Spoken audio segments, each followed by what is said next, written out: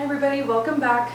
So today we're going to talk some more about factoring trinomials of this type, ax squared plus bx plus c, where a is not equal to 1.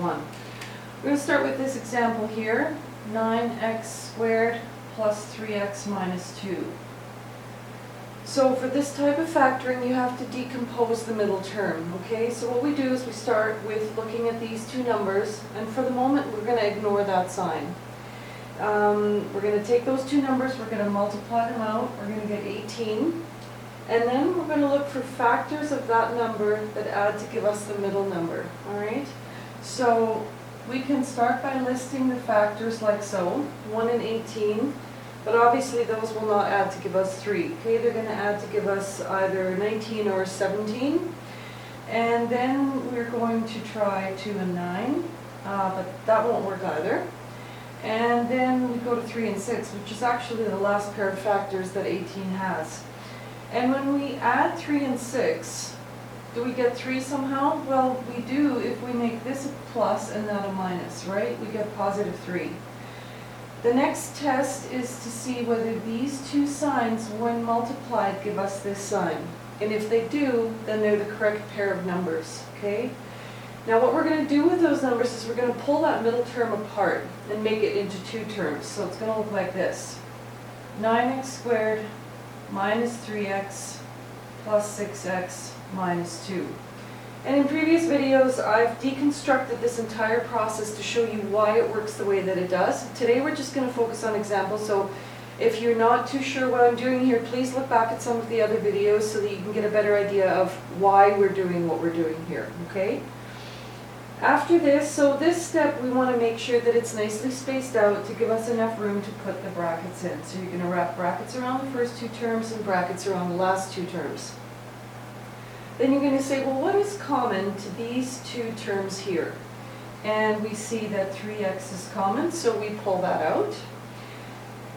It leaves us with 3x minus 1, right? So remember, factoring is division, so if you divide these two terms by 3x, you're going to get 3x minus 1. In fact, some people actually put a line under that and put a 3x, put a line under that and put a 3x. That's fine, I don't think you really need to, but if it helps you to see it better, that's okay. We're going to write this sign, and then we stop and we say, what's common to these two terms? And we see that it's a 2, and what it leaves us with is 3x minus 1. Now, if the contents of the brackets are not the same here, then you've done something wrong. I can't stress how important it is, I can't stress enough how important it is that this is where the heavy lifting happens, okay? This is where you do all your really hard work, hard thinking, testing, to make sure that those numbers are right. And if they're the right numbers, then when you go over here and do this process, this is just mechanical. This is where you're going to do all your thinking. And if you've been careful here, then the contents of the brackets will be the same, okay? So now we're just going to write out our two factors, which are 3x plus 2 and 3x minus 1. So one of our factors is right here, and the other one is just the contents of the brackets, okay? So that's the first one.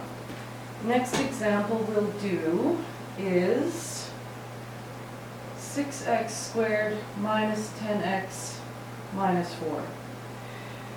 Now, it's really important to notice when you have a common factor before you even start. You know, I could go 6 times 4 and get 24 and go from there, but I want to notice first that there's a common 2. And that's going to make my work in a step or two easier than if I didn't recognize that. Okay, so always look for that first. Always pull out leading negatives if you happen to have them. This one doesn't. So we're just going to take out that common 2, and it's going to leave us with 3x squared minus 5x minus 2. Now, the 2 here is going to come along for the ride. That 3 and that 2 are going to get multiplied, give us 6. Again, notice I don't put negative 6, okay? It should be, I get that. But also, this process, you're going to do the sign test later on, so you don't need to worry about the fact that it's negative 6, okay? We are going to start testing factors, pairs of numbers that multiply to make 6. So 6 and 1 multiply to make 6 and add to make 5. Well, if those are the right numbers, then those are the signs that those numbers need to carry. -6 plus 1 is -5, or if you want 1 minus 6, -5, same thing. When I multiply those two signs, I'm getting that sign right there. Okay, so they're definitely the right numbers. And what we're going to do with those numbers is pull apart that middle term. So remember, when we're factoring these, we never go directly to the two brackets. Okay, the only time we do that is when a is equal to 1. And that's been the subject of a number of other videos. You can check those out if you want. Okay, so this 2 is going to come along for the ride. And then we're going to take this and pull it apart, this middle term, pull it apart using those numbers. So we're going to have 3x squared plus x minus 6x minus 2. Again, if you get this nice and spaced out, it'll give you lots of room. So we're going to put a bracket here and a bracket here, and another one there and another one there. Now, I've also talked in other videos about how if this is a minus sign, then this sign needs to change to its opposite sign after you put the brackets on.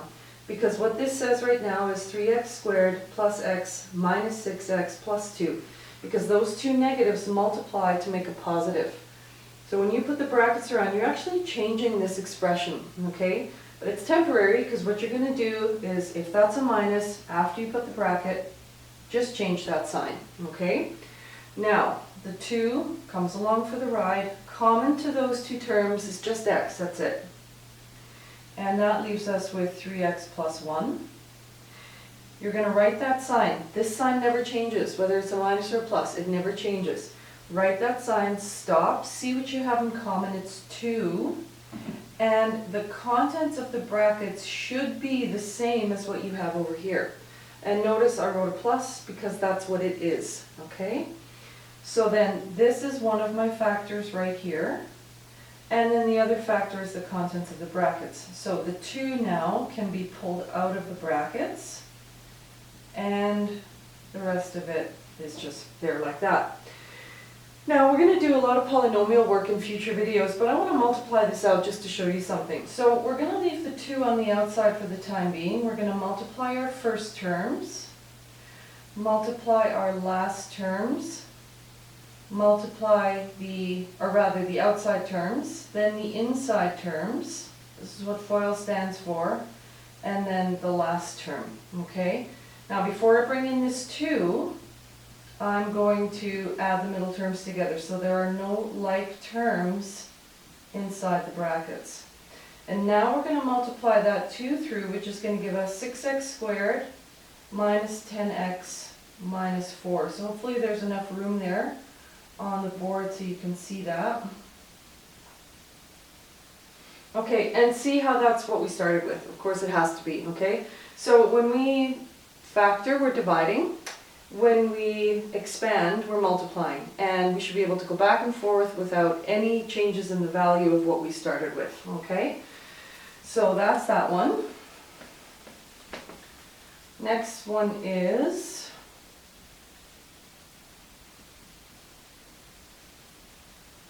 all right, so I've talked about this previously.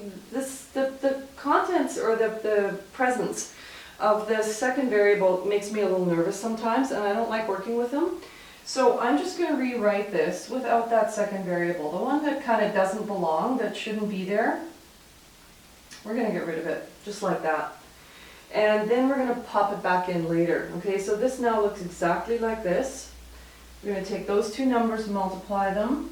We're going to find two numbers that multiply to make 12 and add to make 1. There's a 1 in front of that middle term, the m, the coefficient on the m is plus 1.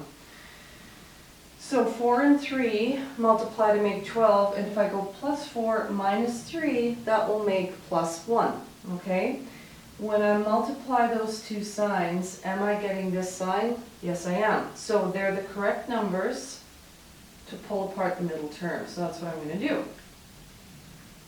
Okay, now we're going to put brackets here, here, here, and here. And as I've talked about before, when this is a minus, this has to change. So we're just going to pop a plus on top there, okay? Common to these two terms is 2m, which leaves us with 3m plus 2. write that sign, that's a minus, and then common to these two terms, there's nothing. So we're just going to write 3m plus, because I changed the sign, 2. Okay? Now, one of your factors is right here. So 2m minus, if there's no number written there, then it's 1, has to be. And 3m plus 2. Now you're not quite done. Before you go, you need to stick that variable back in, right? So it's 2m minus 1n and 3m plus 2n. So now let's quickly multiply that out just to make sure we're getting back here again. 2m times 3m, 6m squared. 2m times 2n is 4mn. N times 3m, or negative n times 3m, is 3, oopsie, there should be a minus sign there, 3mn, and then those two terms minus 2n squared, okay? These two are the same type of term, so we bring them together. 4 minus 3 is 1, we don't write the 1. Wouldn't be wrong, but it's just not done.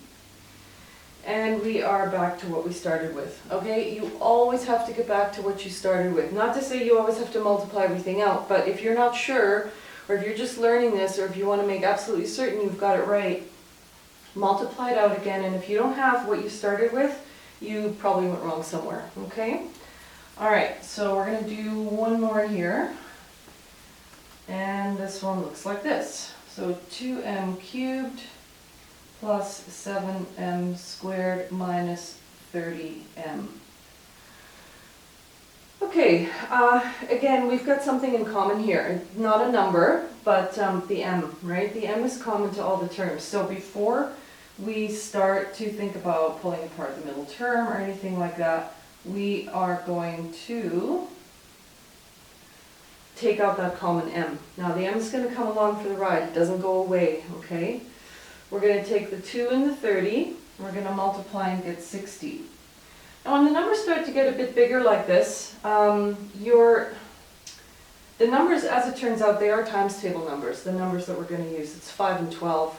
But I want to talk about division for a minute. So when you're taking numbers apart and you're finding factors that multiply to make those numbers, in this process, it's always a good idea to start with the number itself and 1, because those might be the numbers, okay? Sometimes you can recognize it right away. I mean, 1 and 60 clearly isn't going to work here, but this is a good habit to get into, especially at the beginning when you're doing this. Now, 60 is an even number, which means that 2 must go into, I'm thinking ahead to 4 already, 2 must go into 60 since it's an even number. Now 3 goes into 60, right? Now still, none of these add to make 7. 4 and 15. Okay, now, how do I know 4 goes into 60? Well, I know because 2's partner is even, and there's a 2 in here. So I can talk about 2 times 30 as 2 times 2 times 15, which is the same as 4 times 15. So these are little mental math tricks that when you practice them, they become so automatic that you don't even have to think anymore in the process going down here saying, okay, does 4 go into 60? You just look at 2 and you say, well, its partner is even, so 4 must go in. Okay, now we haven't found the numbers yet. 60 happens to have a lot of factors. 5 goes in as well, and its partner is 12. Okay, so again, those are times table numbers, numbers that it really helps to know. To get positive 7 from these two numbers, that has to be a plus and that has to be a minus. When we multiply those two signs, we're getting this sign. So far so good. So now what we're going to do is we're going to pull apart those, or this term, using those numbers. So m, and then 2m squared minus 5m plus 12m minus 30. Again, it would not matter if I wrote these in the opposite order. Okay, it would come to the same answer in the end. The m, I'm just going to stick in brackets by itself. And there's my brackets. Okay, Now there's a plus in the middle, so we don't have to worry about changing the sign. We're going to take out the common m. It's the only thing that's common. That's going to leave us with 2m minus 5. We're going to put a plus sign. We're going to look at those two and we're going to think what is common to them. Now, because these numbers are a little bit bigger and they both have a few factors, you might get a little stuck here. But remember, because you've been careful here, you should be getting 2m minus 5. So it's a way to kind of, it's not cheating exactly, it's just it's a little device that you can use to help you out. I have to divide 12 by 6 in order to get 2. I know I should be getting 2. So I divide by 6, I take out the 6, factor out the 6, and when I'm then factoring, then I look up here, what do I need, what am I getting? And I look over here at the same time, am I getting the same thing? So eventually it becomes automatic, all right? This m is by itself. Remember we pulled it out at the beginning. And then we have m plus 6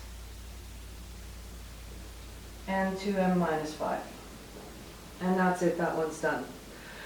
Okay, thanks very much for watching. We will probably do some more of these, more examples like this, because practice is key. So do lots of examples, and if you like the video, please give me a thumbs up, subscribe to the channel, and share widely. And thank you for watching. We'll see you next time.